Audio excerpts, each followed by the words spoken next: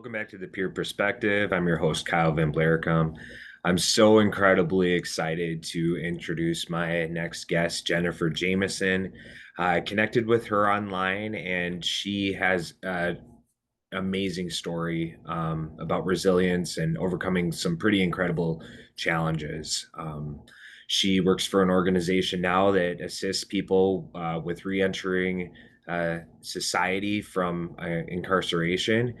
um, her story really touched me in a lot of ways. So incredibly excited, and without further ado, Um, enjoy. yeah, I guess we can just start like how even the reason why this is so passionate to me, the work that I do Mhm. with Nation Outside, which is a nonprofit.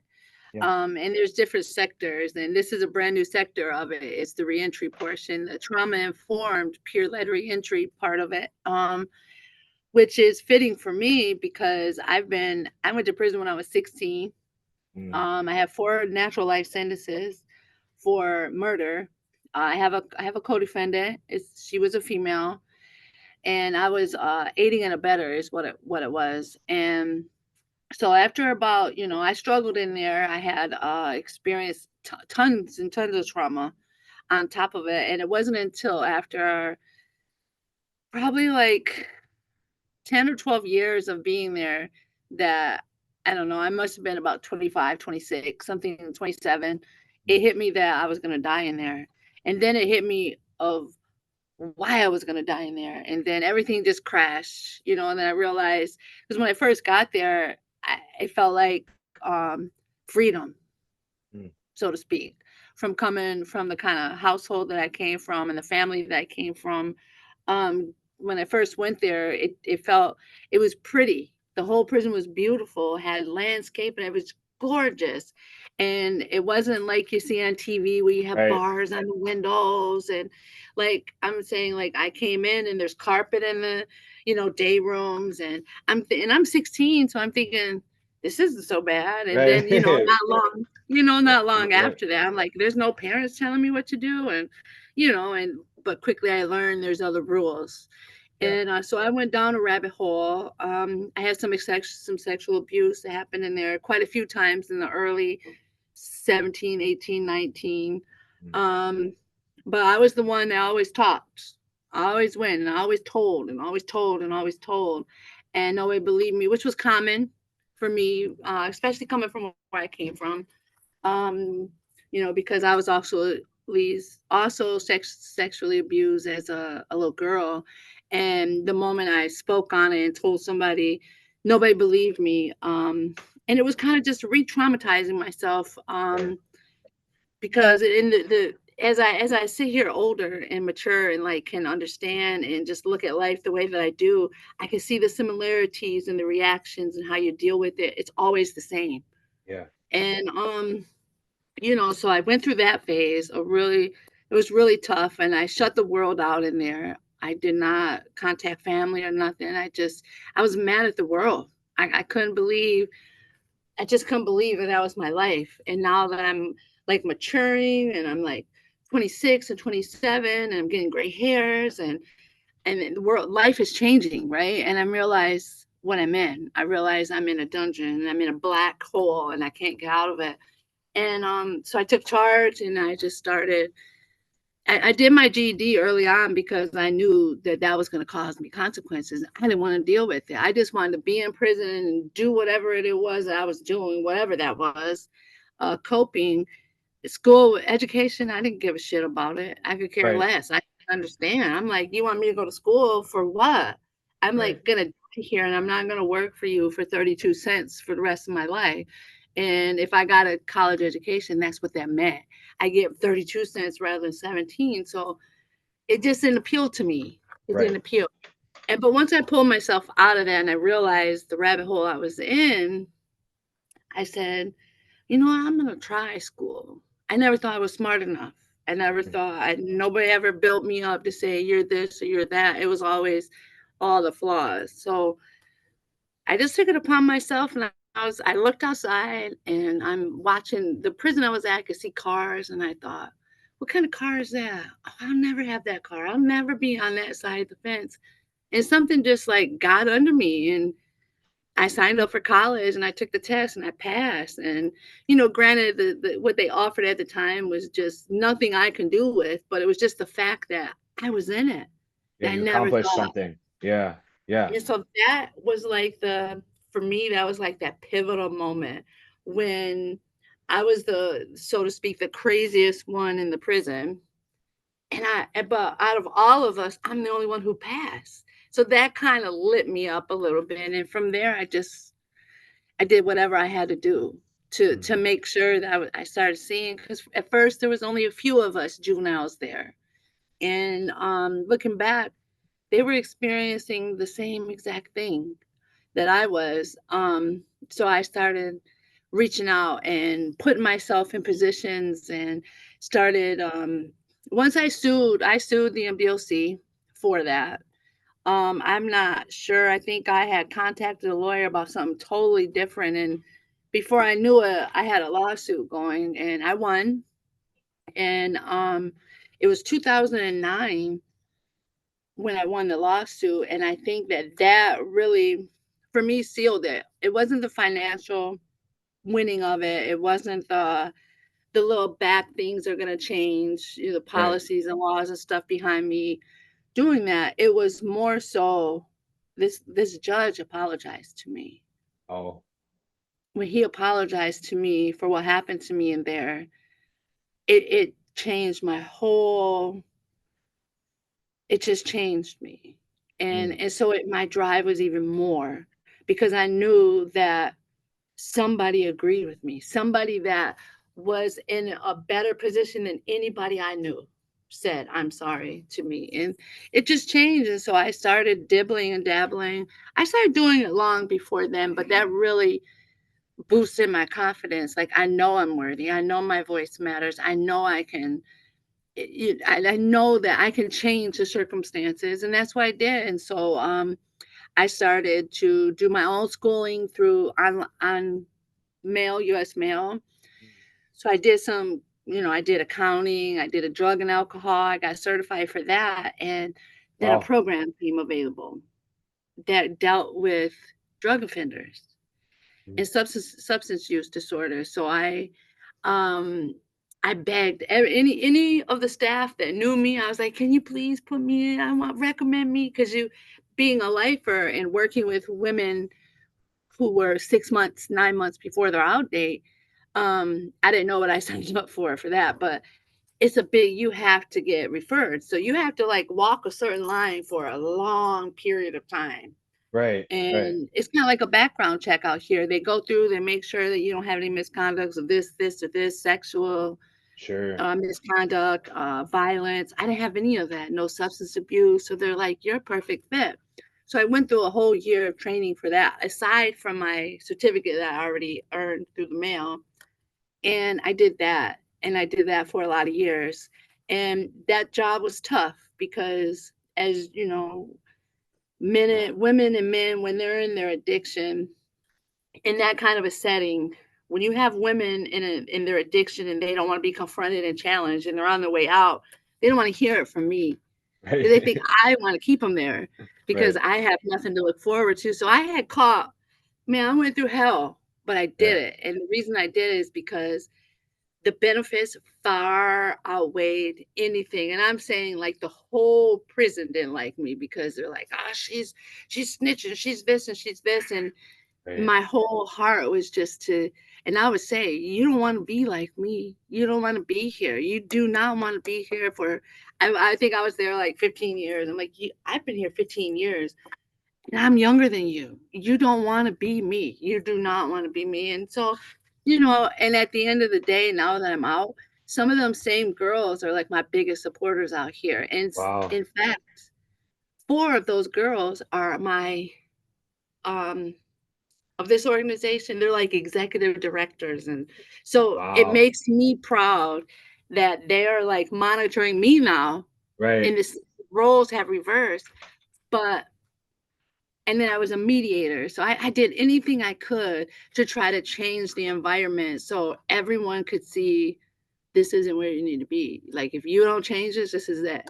Because I've been all of that, except for I was that when I was 16. Yeah.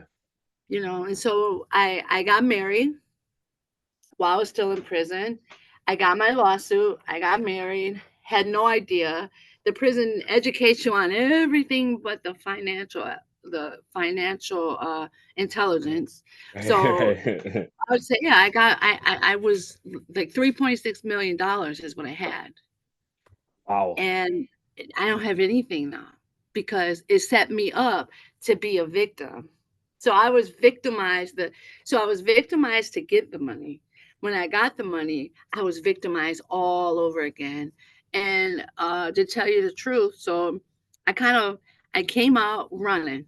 I worked for another nonprofit and I helped do a convention, set up a whole organize a convention with a ton, like all of these nonprofits and senators and all these big people about mass incarceration. So I set up a whole convention, and I had to have contact with the inmates, back and forth because I needed to get information to be able to present and decide which case we're going to present to try to get our mission across and our point.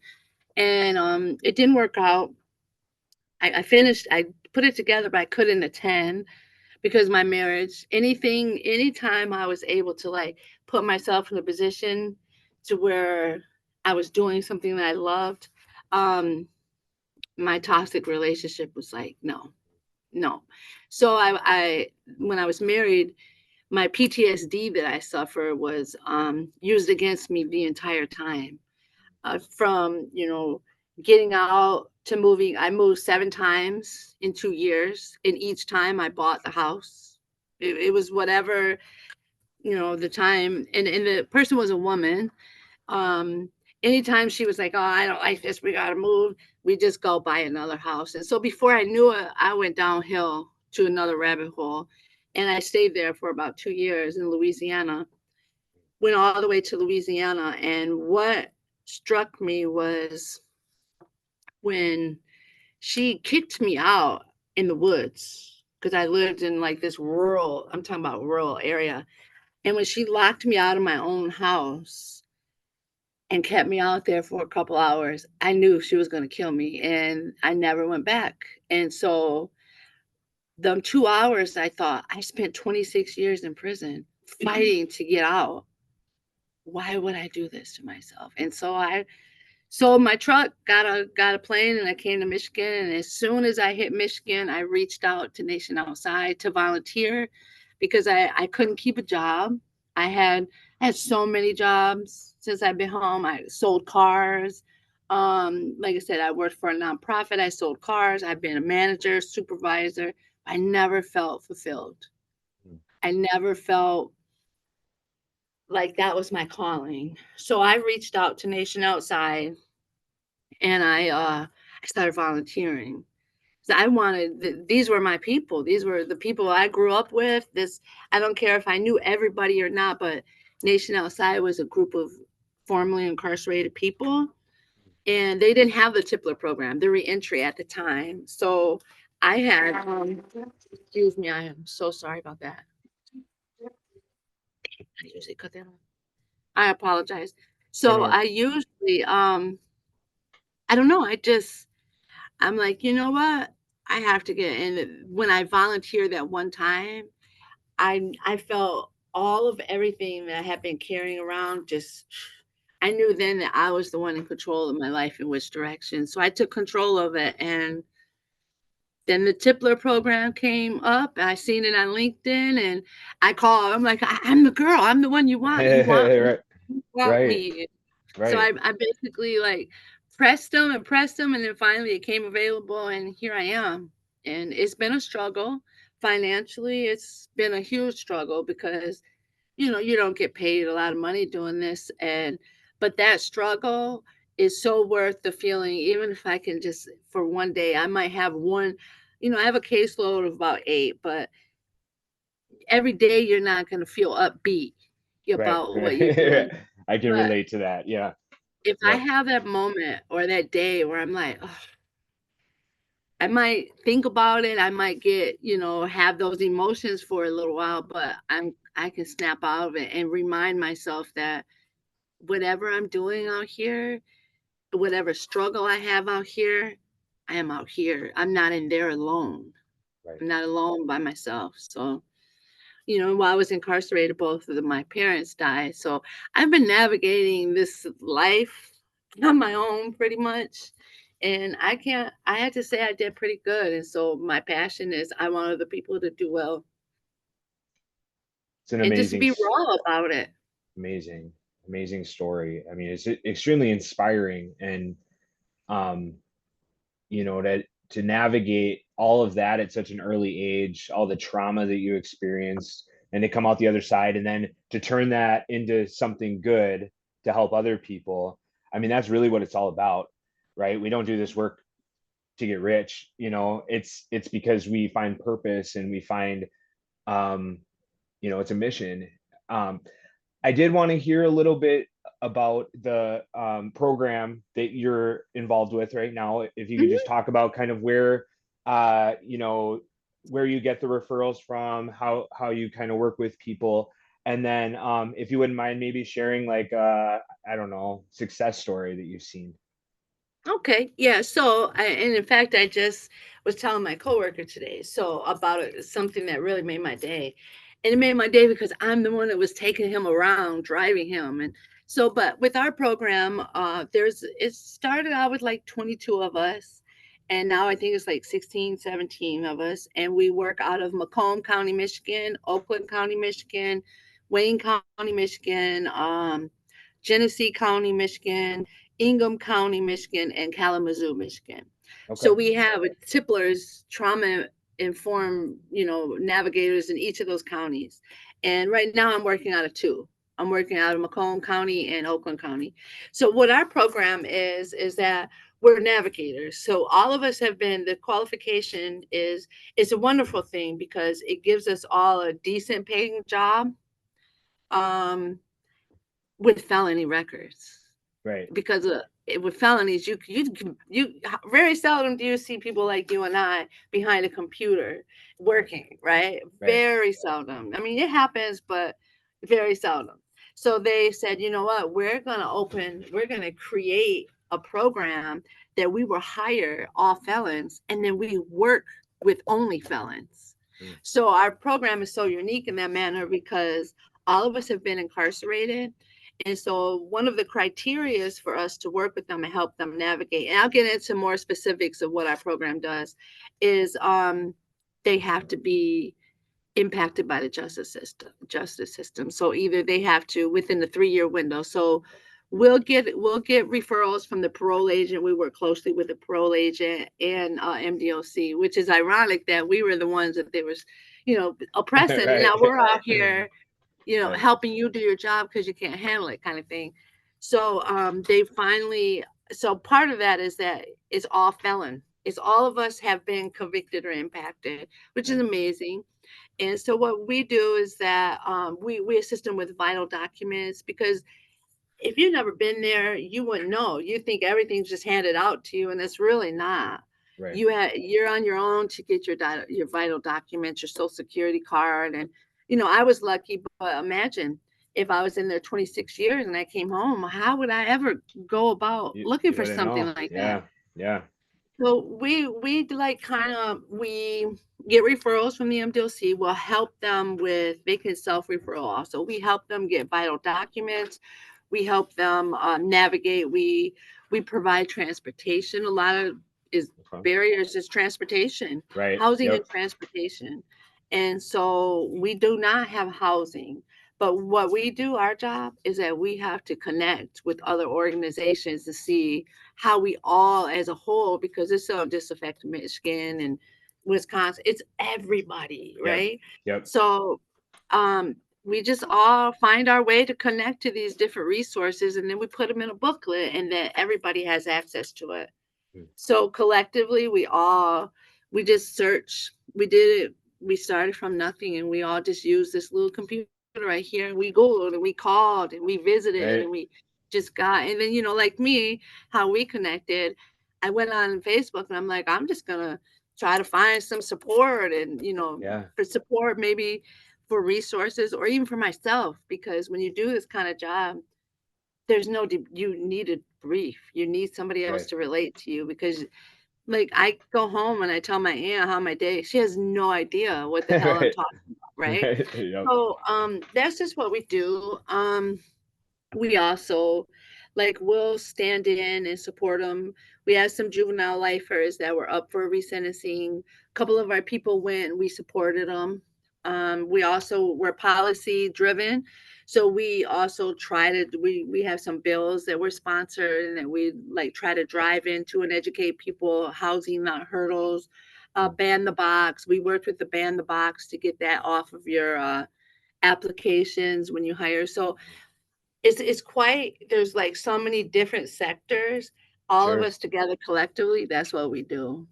It's And amazing. we try to get success. And so it's a fairly new program. We Okay. just was trained in April. Oh, wow. April. So we just graduated May 17th. So we've only been doing it a couple of months, but I'll tell you what, we have received a lot of good feedback, even from the state of Michigan. They've even funded us a little extra for the following year because they believe Wow. this in us. So a success story right now looks like people getting jobs, Yeah. Yeah.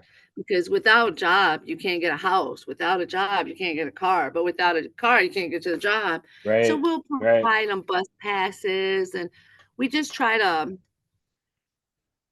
we do it together. So the peer and I will work together, and we'll do an intake. It consists of, we get to find out what their traumas are, so we know not to re-traumatize them, because sometimes we have different tactics of dealing with different people. Right. And basically, your audience. So we do an intake so we can get to know their mental health and see what their struggle could be, so we could foresee what kind of reaction or what's going to happen if they come across something like a can't get a job, right? They get Sure. the door Yeah. slammed. So we just support and we do whatever we can. We help them get Medicaid and stuff like that. We're just navigators so much, and then they call us. I have one girl who calls probably more than she should, but she calls a lot just to say, "Hey, how are you?" Yeah. They just want somebody to talk to, and that's what we do. Yeah. That's what we do. A lot of good work. And I can relate to a lot of what you shared in my own capacity. And it sounds like, working in different counties like that, is your area primarily like rural, or is it a combination? It's so me personally, so Macomb County, where I work in Mount Clemens, is city. Okay. It's downtown Mount Clemens. Okay. But Mount Clemens it has like 60 zip codes. Oh, wow. Okay.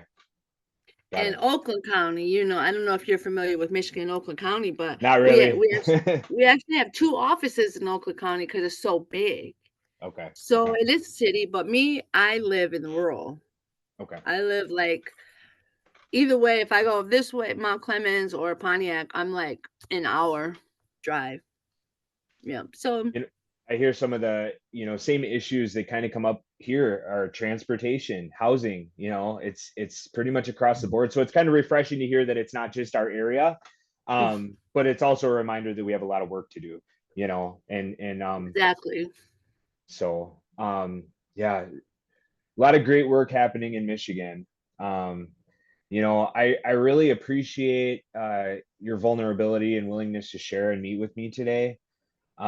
Is there anything else that you want to add, I want to or? know about yours. I want to know. Oh, I know what you do, but I just want to hear about yours, and sure. like when you do these podcasts and stuff. Like, what is Yeah. it? What is your goal? Yeah. So, this was actually kind of a project that I started last September. So, I've been working as a peer in Wisconsin for about a year. Came from a corporate job.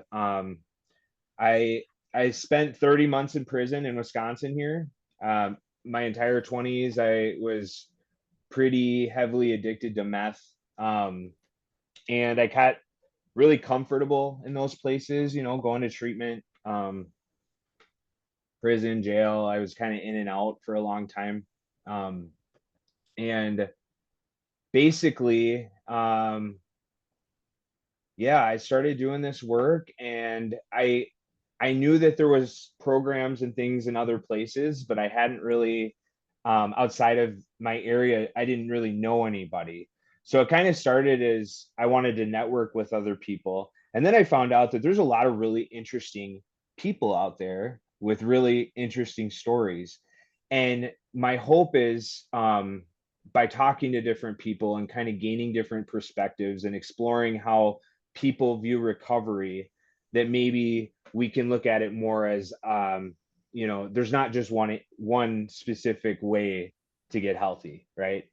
um so that's my goal. It's kind of changing. Like, I like to get perspectives from people who struggle with mental health, substance use, trauma, people that are in a supportive role. Like, I just think that, the more we have these conversations, the less stigma kind of surrounds these topics. And Absolutely. that's really my goal, with it. I've been so at first it was interesting. So I started out and I was like almost nervous to ask people, like, will you go on my podcast, and now it's like I have people reaching out, and I have people reaching out and saying, I saw this episode and it really touched me. um it's pretty overwhelming, the response that I've gotten. And I keep checking, and I'm trying not to obsess over it, but you can't help but like look at the views and see how many people are like, and people are watching it. You know what I mean? And so it's Yeah. like I'm gonna keep That's doing how it. I caught you. That's how I caught up with you. I'm like, oh, I want to be his friend. That's how Right. I caught you, because you kept coming across, and I'm like, wow, there's a reason. Because I'm all about, I'm spiritual. Yeah, yeah, I don't know about how religious, like I am religious, but I have my own beliefs. So I'm more spiritual. On my yeah, spiritual sense, I feel like that I have been delivered from so much and saved. yeah, It never fails. And so sometimes I have to remind myself in the middle of a crisis, because I have my own mental health issues. I have my own trauma. right, I'm a year free from a 10-year traumatizing relationship. So right, I still deal with, the process. There's different levels of, I grieve the relationship. I'm angry about the relationship. I go through those phases. And so to yeah, still navigate that, when I get to the moment where I'm like crisis mode, mhm, something like a door just opens. Like, I promise you, when I yeah, was at my wits end in prison, I lost my last appeal, and I'm like, this is it. God, this is it. If this is what I'm supposed to be, make me who you want me to be. And I promise you, when I believe that wholeheartedly and I accepted, so there's a thing that says acceptance is the answer to all my problems, right? right, You know that little cliche yeah, thing, yeah, acceptance is the answer. It's really true. And I can tell you without a shadow of a doubt that I know it's true, because there's different, like I said, I was in prison and I had different levels of trauma. right, Trauma, it was all trauma. And when I get to the point where I want to end it, a door opened. yeah, And it took me a few times for me to put the connection that that's a spiritual awakening. It's yeah, there's that is a sign to let you know you can keep going. And so with that being said, um, as far as like what you were saying, I believe that everything is connected yeah, spiritually. And there's a reason why you do what you do. Like, it's a need. It's a need. Like you said, for me, I think it's being able to talk to you right now is kind of like a support. Like, let me know that I'm doing, no matter how struggle I go through, yeah, I'm on the right path. I'm supposed to. It is from watching your little podcast. yeah. And it's funny because I can relate. um Sometimes you start to lose, um why you do the things that you do, right? And that purpose, and you're like, oh, I don't know if I'm, uh you start to kind of question like your meaning, right? And then something happens and you're like, oh yeah, that's right, this is why I'm doing it. And I can say that every time I talk to somebody, that I kind of feel that spark. You know what I mean? and it kind of comes back and it's like, oh, that's right, that's why we're doing That's this right. work, you know. And it's easy. I mean, at the end of the day, this is work, you know, and we're doing a job. And there's things that come along with that. But you know, it's connecting with people, being able to touch lives in a different way, right? That a lot of people, we're in this unique position to be able to connect with people on a deeper level, right? And I honestly believe that, um, you know, in my mind is God, right? God puts us in these situations and puts people in our lives. And as much as I feel like I do help people, people are helping me, right? And in my own Exactly. It's a journey. 50-50 always. Yep. So that's what it's all about. And for me, this podcast is just an extension of that, you know. And I appreciate, you know, you watching and you reaching out. And yeah, I just my goal with all of this is that one person somewhere gets, you know, just one tidbit where they're like, okay, I can relate, I'm not alone anymore, you know. There are people out there that want to help. So because I think for a long time I didn't realize that there were people out there that really wanted to be helpful, you know, and to see people live a better life. My dream Mm, is that this is just a stepping stone for me. yeah, This, what I'm doing now, like this is a need, definitely, because people yeah, are coming out, right? What I right, do is definitely a need, but I feel in my heart it's something bigger that's supposed to be happening, and yeah, that I need to be a part of it. So my dream and my goal is that on a national level, not just in Michigan, not yeah, just Wisconsin, like as a whole, somehow all of us can get a movement going, because it's not just Michigan, it's not just Florida, Louisiana, Alabama, Wisconsin. As a whole, nationally, we're all suffering with. mhm. I think we need to grab a hold of them before they get there, Oh yeah, before they can get to the point where they get in there. Because I've watched my 26 years, I've watched people just fall, fall down in that hole when they didn't have to. right, They, drunk driving case might give them 1 year, but once you get in the system, they yeah, make it so hard to get out, and then they're in a rabbit hole. So my thought is, it's something bigger we need to do. I don't know what that is yet. I know I put it to the universe, yeah, but in my heart, I feel like there's something more that needs to be done, instead of sitting here waiting for the people to come out. Why can't yeah, we get? I need to be involved to stop it right, before it gets that. Because as I look back on my life, even at 16, I knew it was going to happen. I knew from the time I was 13, when I had that reoccurring dream, that what happened. I dreamt it for 3 years.